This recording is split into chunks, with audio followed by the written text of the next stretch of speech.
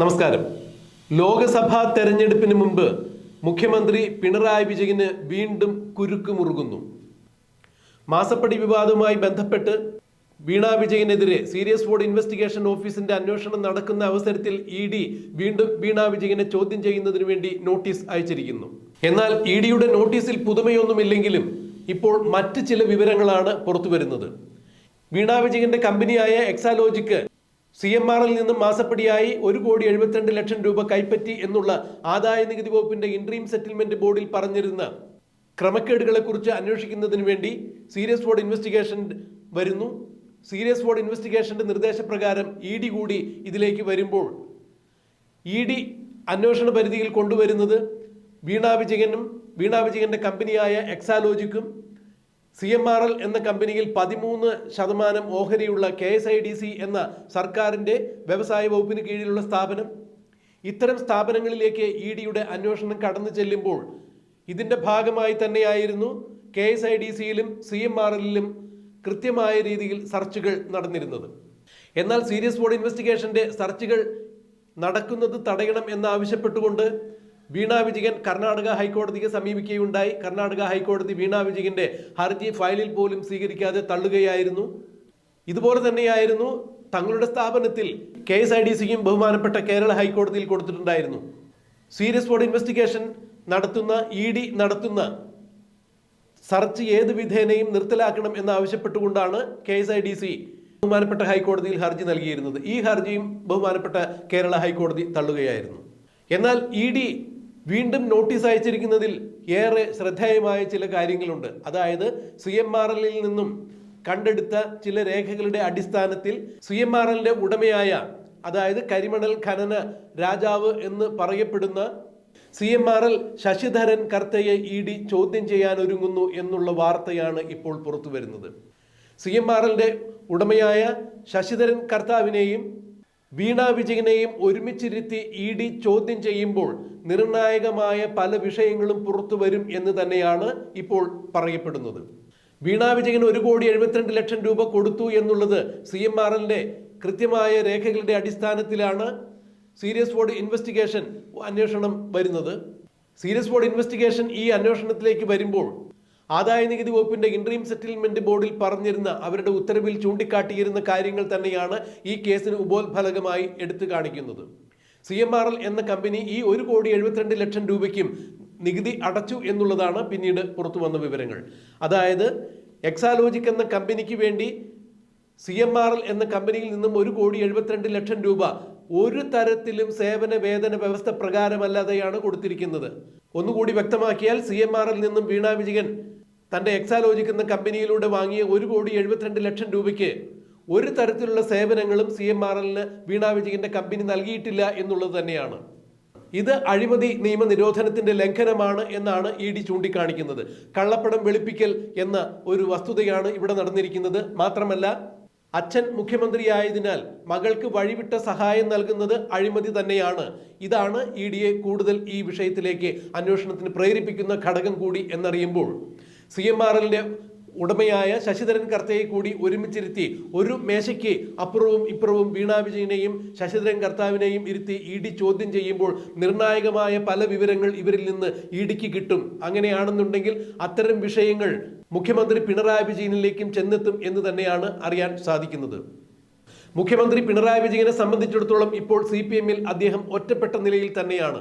ഏതെങ്കിലും വിധത്തിൽ പിണറായി വിജയനെ CPMന് അകത്ത് നിന്ന് പുറത്താക്കുവാൻ ഒരു സാഹചര്യം നോക്കി നിൽക്കുകയാണ് CPM അണികൾ, പ്രവർത്തകർ എന്നുള്ളതാണ് അറിയാൻ സാധിക്കുന്നത്. വീണ വിജയനുമായി ബന്ധപ്പെട്ട മാസപ്പടി വിവാദത്തിൽ ആദ്യമൊക്കെ AK ബാലനടക്കം പല നേതാക്കളും വീണ വിജയനെയും പിണറായി വിജയനെയും ന്യായീകരിക്കുവാൻ വേണ്ടി രംഗത്തുണ്ടായിരുന്നെങ്കിൽ ഇപ്പോൾ ഒരു കാരണവശാലും അത്തരം നേതാക്കൾ ആരും തന്നെ വീണ വിജയനെയോ പിണറായി വിജയനെയോ മാസപ്പടി വിവാദവുമായി ബന്ധപ്പെട്ട് ന്യായീകരിക്കാൻ വരുന്നില്ല എന്നുള്ളത് ഏറെ ശ്രദ്ധേയമായ കാര്യം തന്നെയാണ്. CPMന്റെ അഖിലേന്ത്യാ നേതാവായ സീതാറാം യെച്ചൂരി ഈ വിഷയത്തിൽ യാതൊരുവിധ സപ്പോർട്ടും വീണ വിജയനോ അല്ലെങ്കിൽ പിണറായി വിജയനോ നൽകിയിട്ടില്ല. യാതൊരു തരത്തിലുള്ള ഒരു വിശദീകരണവും ന്യായീകരണവും ഈ വിഷയത്തിൽ സീതാറാം യെച്ചൂരി നടത്തിയിട്ടില്ല എന്നുള്ളതും എടുത്തു പറയേണ്ട വസ്തുത തന്നെയാണ്. അതായത് CPMനകത്ത് നിന്ന് പിണറായി വിജയൻ ഒറ്റപ്പെടുന്നു എന്നുള്ളതാണ് ഈ വിഷയങ്ങളെല്ലാം ചൂണ്ടിക്കാണിക്കപ്പെടുന്നത്. ഈ വരുന്ന ലോക്സഭാ തെരഞ്ഞെടുപ്പിന് മുമ്പ് പിണറായി വിജയന്റെ മകളായ വീണ വിജയനെയും CMRL ഉടമയായ ശശിധരൻ കർത്തയെയും ഒരുമിച്ചിരുത്തി ചോദ്യം ചെയ്യുകയാണെങ്കിൽ ആ ചോദ്യം ചെയ്യലിലൂടെ പുറത്തു വരുന്ന നിർണായകമായ വിഷയങ്ങൾ CPM-നെ പ്രതിസന്ധിയിലാക്കും എന്നുള്ളതിന് യാതൊരു തർക്കവുമില്ല. അങ്ങനെയെങ്കിൽ CPM-നെ ഈ ലോക്സഭാ തെരഞ്ഞെടുപ്പിലേക്ക് പ്രവേശിക്കുന്ന അവസരത്തിൽ പ്രതിസന്ധിയിൽ ആഴ്ത്തിയ വീണ വിജയനെയും മുഖ്യമന്ത്രി പിണറായി വിജയനെയും CPM-നകത്ത് നിന്ന് ചവിട്ടി പുറത്താക്കുവാൻ വേണ്ടിയുള്ള ഒരുക്കത്തിൽ തന്നെയാണ് CPM-ന്റെ നേതാക്കൾ എല്ലാവരും. അതായത് CPM-ന്റെ സംസ്ഥാന നേതൃത്വം പോലും ഇപ്പോൾ ഈ വിഷയത്തിൽ വീണ വിജയനെയോ പിണറായി വിജയനെയോ അനുകൂലിക്കുന്നില്ല എന്നതാണ് എടുത്തു പറയേണ്ട വസ്തുത.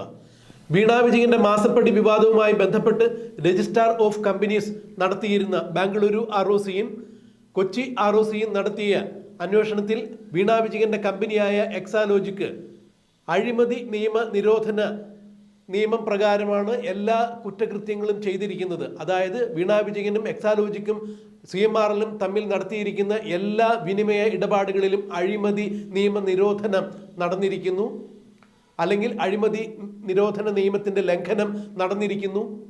ഇത് വ്യക്തമായി തന്നെ ROC ചൂണ്ടിക്കാണിച്ചിട്ടുണ്ടായിരുന്നു.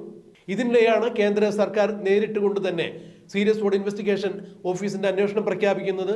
വീണ വിജയന്റെ മാസപ്പടി വിവാദവുമായി ബന്ധപ്പെട്ട് സീരിയസ് ഫ്രോഡ് ഇൻവെസ്റ്റിഗേഷൻ ഓഫീസിന്റെ അന്വേഷണം ആവശ്യപ്പെട്ടുകൊണ്ട് PC ജോർജിന്റെ മകൻ ഷോൺ ജോർജും ബഹുമാനപ്പെട്ട ഹൈക്കോടതിയിൽ ഒരു ഹർജി കൊടുക്കുകയുണ്ടായി. എന്തായാലും ഇതിന്റെ എല്ലാം പരിണിത ഫലമായി തന്നെയാണ് ഇപ്പോൾ വീണ വിജയനെ വീണ്ടും ചോദ്യം ചെയ്യുവാൻ വേണ്ടി ED എത്തിയിരിക്കുന്നത്, നോട്ടീസ് കൊടുത്തിരിക്കുന്നത്. ഈ വരുന്ന ലോക്സഭാ തെരഞ്ഞെടുപ്പിന് മുമ്പ് വീണ വിജയനെ ED ചോദ്യം ചെയ്യുകയാണെങ്കിൽ, അതും CMRL ഉടമയായ ശശിധരൻ കർത്തയെ ഒരുമിച്ചിരുത്തി ചോദ്യം ചെയ്യുകയാണെങ്കിൽ ഇതുവരെ ഉണ്ടായിരുന്ന അവരുടെ നീക്കങ്ങളെല്ലാം ഇക്കാര്യത്തിൽ പാളും എന്നതിന് യാതൊരു സംശയവുമില്ല എന്ന് തന്നെ നിയമവൃത്തങ്ങളും ചൂണ്ടിക്കാണിക്കുന്നു. വീണ വിജയൻ കൈപ്പറ്റിയിരിക്കുന്ന 1,72,00,000 രൂപ അനധികൃതമായി തന്നെയാണ് കൈപ്പറ്റിയിരിക്കുന്നത് എന്ന് തന്നെയാണ് നിയമവൃത്തങ്ങൾ ഇപ്പോൾ ചൂണ്ടിക്കാണിക്കുന്നത്. ഇത് തന്നെയാണ് EDയും ചൂണ്ടിക്കാണിക്കുന്ന വസ്തുത. എന്നാൽ പറഞ്ഞു കേൾക്കുന്ന, അതായത് മുഖ്യമന്ത്രി പിണറായി വിജയനടക്കം കേരളത്തിലെ പ്രമുഖരായ നേതാക്കൾക്ക് CMRL നിന്ന് 135 കോടി രൂപ തന്റെ കമ്പനി നടത്തിക്കൊണ്ടുപോകുന്നതിന് വേണ്ടി ശശിധരൻ കർത്ത നൽകിയിട്ടുണ്ട് എന്ന് CMRL-ന്റെ തന്നെ കണക്ക് പുസ്തകത്തിൽ നിന്ന് കണ്ടെത്തിയ വിവരങ്ങളാണ് ഏറ്റവും ഞെട്ടിക്കുന്ന കാര്യങ്ങളായി കേരളത്തിൽ നിലനിന്നതെങ്കിൽ, അതിനു ഉപരിയായി അതൊരു ചെറിയ ഇടപാട് മാത്രമായിരുന്നു. 135 കോടി രൂപയുടെ ഇടപാട് കേവലം ചെറിയ ഇടപാട് മാത്രമായിരുന്നു എന്നും 45,000 കോടി രൂപയുടെ കൃത്യമായ അഴിമതിയാണ് CMRL നടത്തിയിരിക്കുന്നതെന്നും കേരള സംസ്ഥാന സർക്കാർ ഇതിന് കൂട്ടുനിന്നും എന്ന് തന്നെയാണ് ഷോൺ ജോർജ് വ്യക്തമാക്കിയത്.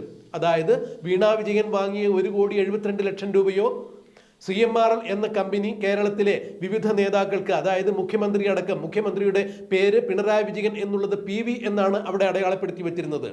PV അടക്കം ഉള്ള OC Oommen Chandy, RC Ramesh Chennithala, KK Kunhalikutty എന്നീ ആളുകൾക്കായാണ് 135 കോടി രൂപ കൊടുത്തത് എന്നാണ് CMRL-ന്റെ കണക്ക് പുസ്തകത്തിൽ ഉണ്ടായിരുന്നത്.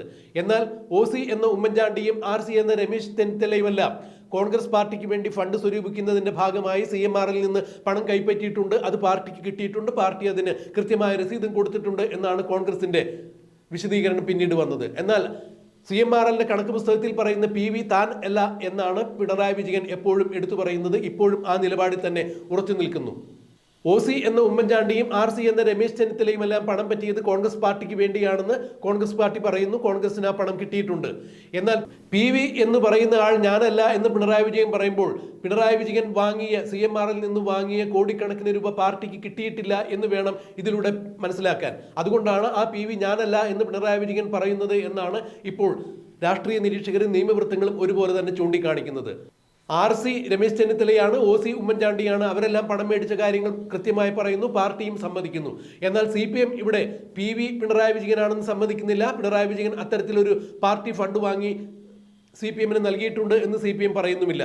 അതായത് PVക്ക് പണം കൊടുത്തു എന്ന് CMRL പറയുമ്പോൾ ആ PV ഞാനല്ല എന്ന് പിണറായി വിജയൻ അവകാശപ്പെടുമ്പോൾ തീർച്ചയായും പിണറായി വിജയന് കിട്ടിയ പണം പാർട്ടിക്ക് കൈമാറിയിട്ടില്ല എന്ന് വേണം ഇതിലൂടെ മനസ്സിലാക്കാൻ എന്നാണ് നിയമവൃത്തങ്ങൾ ചൂണ്ടിക്കാണിക്കുന്നത്. CMRL അടിവരയിട്ട് പറയുന്നു PV പിണറായി വിജയൻ തന്നെയാണ് എന്നുള്ളത്. അതെന്ത് തന്നെയായാലും പറഞ്ഞു കേൾക്കുന്ന 135 കോടി രൂപയുടെയോ അല്ല എന്നുണ്ടെങ്കിൽ വീണാ വിജയന് കൊടുത്ത 1,72,00,000 രൂപയുടെ ഇടപാടല്ല അതിൽ നടന്നിരിക്കുന്നത്. 45,000 രൂപയുടെ നഗ്നമായ അഴിമതിയാണ് നടന്നിരിക്കുന്നത്.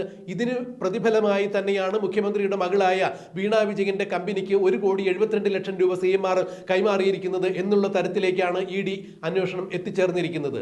ഈ കുറ്റകൃത്യത്തെ മുൻനിർത്തി ചോദ്യം ചെയ്യുന്നതിന്റെ ഭാഗമായി ED വീണാ വിജയനെ വിളിച്ചു വരുത്തുകയും CMRL ഉടമയായ ശശിധരൻ കർത്തയെ വിളിച്ചു വരുത്തി ഒരുമിച്ചിരുത്തി ചോദ്യം ചെയ്യുന്നതിലൂടെ ഇതിന്റെ കൃത്യമായ അഴിമതി കഥകൾ ഇനിയും പുറത്തു വരും. വലിയ ഒരു മഞ്ഞുമലയുടെ ചെറിയൊരു അറ്റം മാത്രമാണ് നമ്മൾ കണ്ടിരിക്കുന്നത് എന്നാണ് ഇപ്പോൾ നിയമവൃത്തങ്ങളും രാഷ്ട്രീയ നിരീക്ഷകരും ചൂണ്ടിക്കാണിക്കുന്നത്. എന്തായാലും ഈ വരുന്ന ലോക്സഭാ തെരഞ്ഞെടുപ്പിന് മുമ്പിൽ വീണാ വിജയനെയും ശശിധരൻ കർത്തയെയും ഒരുമിച്ചിരുത്തി ചോദ്യം ചെയ്യുന്നത് വഴി EDക്ക് നിർണായകമായ പല വിവരങ്ങളും ഇതിലൂടെ കിട്ടുകയാണെങ്കിൽ അത്തരം നിർണായകമായ വിവരങ്ങൾ മുഖ്യമന്ത്രി പിണറായി വിജയനിലേക്ക് എത്തിച്ചേരും. പിണറായി വിജയനിലേക്ക് EDയുടെ ഇത്തരം അന്വേഷണങ്ങൾ നീണ്ടു ചെല്ലുകയാണെങ്കിൽ CPMനെ സംബന്ധിച്ചിടത്തോളം അത് വരുന്ന ലോക്സഭാ തെരഞ്ഞെടുപ്പിൽ വലിയ തിരിച്ചടിയാകും എന്നതിന് യാതൊരു സംശയവുമില്ല. എന്ത് വില കൊടുത്തും വീണാ വിജയനെ ഈ ലോക്സഭാ തെരഞ്ഞെടുപ്പിന് മുമ്പ് ചോദ്യം ചെയ്യുന്നതിൽ നിന്നും ഒഴിവാക്കാൻ വേണ്ടി പിണറായി വിജയൻ തലകുത്തി മറിയും, അത്യധ്വാനം ചെയ്യും എന്ന് തന്നെയാണ് അറിയാൻ സാധിക്കുന്നത്. ഇതിനിടയിൽ മറ്റു ചില വാർത്തകൾ കൂടി പുറത്തു വരുന്നുണ്ട്.